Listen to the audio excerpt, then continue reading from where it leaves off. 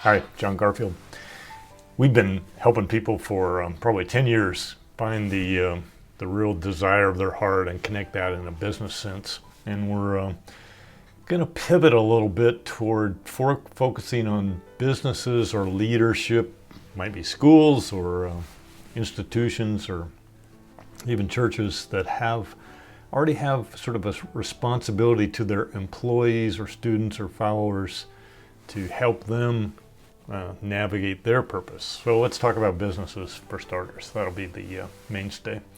Businesses are really a collection of people that should have a bigger purpose than their widget or their service. Business that flows with God's purpose has an entirely different feel. They are relevant, bigger than themselves, and there's an intangible pull to work with them or to buy from them. So if we can open that book of purpose, and when I say book, I'm referring to Psalm 139, verse 15 and 16.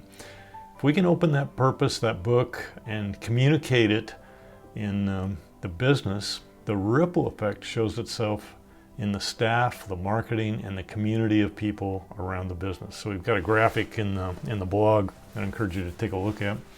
Those three things, the community, contribution, and the marketing message, are what makes a business really work when their purpose is clear. So let's start with your business book. Businesses always start with a dream in the founder, the owner. It helps to be charismatic, but businesses, the purpose always has to be larger than the personality of the founder or the owner or the CEO. It's not, businesses are never built on just personalities. That doesn't hurt, but that's not enough. Everyone wants to know your why. That's a Simon Sinek phrase. So if you can hold up a credible purpose, everything else can flow from that spring. And it's not just about you. So when you think about what should the business produce? What should be the fruit? What should it look like? What's the difference if I know my purpose? Well, the first one is that it makes space for contribution from people.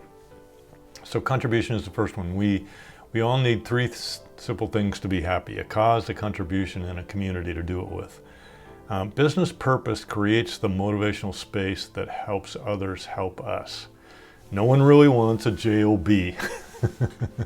They want a valid reason for what they do, and they want to make a valuable contribution. Motivated staff who understand your business purpose will continually build new wings on your products and your quality. God designed all of us to be creative and industrious. Purpose is what releases that talent pool in a way that a job never does. So we're tapping into the motivation in the people we work with, or employees, affiliates, whatever. So most corporations hope that everyone is loyal to the cause. If someone is found working against the grain, he or she is typically cast aside as non-productive. The real truth is that no one is fully aligned with the corporate mission, and everyone will eventually leave or retire or die. So people continually mature and make mid-course corrections. It's the job of the leadership team to instill a kingdom culture where there really isn't such a thing as an employee. People are not designed to be disposable servants. God designed all of us to operate out of the desires of our own heart. So to be creative and industrious because we see the vision at a heart level. That momentum starts when we put individual hearts ahead of the corporate machinery and simply ask two very simple questions. One, what's your dream? And number two, how can I help you take the next step toward that dream? That might sound trite, but if you can learn to listen to hearts, the result is a kingdom culture or a motivated culture.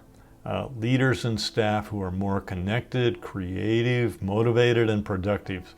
So when people make a connection between their own hearts and the direction of the company or the business and the direction of the kingdom, then tribe begins.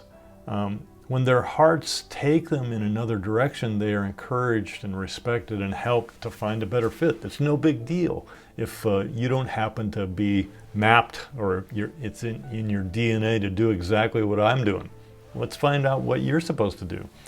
So these concepts really do improve the bottom line of a business. So the take home is that leaders, particularly in business, schools, any institution, do not create followers.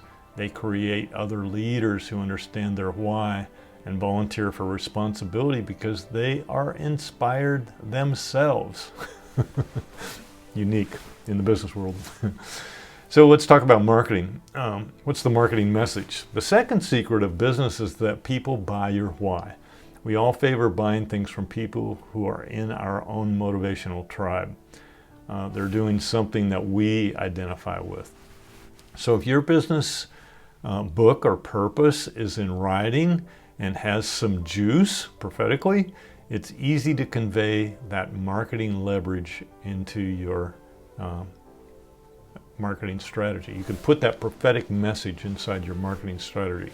So the same vision that number one caused you to start the business in the first place, and number two causes your staff to be excited about working with you, that same inspiration is contagious with customers. It's the Father's wind in your business sales. Everyone can feel it, and it will blow in your business sales as well. So the real question is God himself sold on your purpose? So let me give you an example. We have a business. We help people do this stuff. And so I'm going to share with you our why. So in 2 words, it's intentional reformation. When your employees connect with the purpose God wrote in their hearts, they will create value for your company, prosper themselves, they will experience tribe, and they will contribute to an organic reformation of your business and your nation. And your motto will become, have fun, make money, and love people. So the third thing is the community or tribe. So the first one was, what contribution can I make? The second one is, what's the marketing message of my company? And the third one is tribe. Movements are built around people that share a cause. It's never just a slogan on a motivational poster. We usually look at those shallow attempts at reality and we inwardly mock them. A real purpose that God has written on people's hearts is a lot different than a motivational poster. So the challenge is, can we get our purpose in writing, and is it prophetically correct? Is it something that the Father is also doing?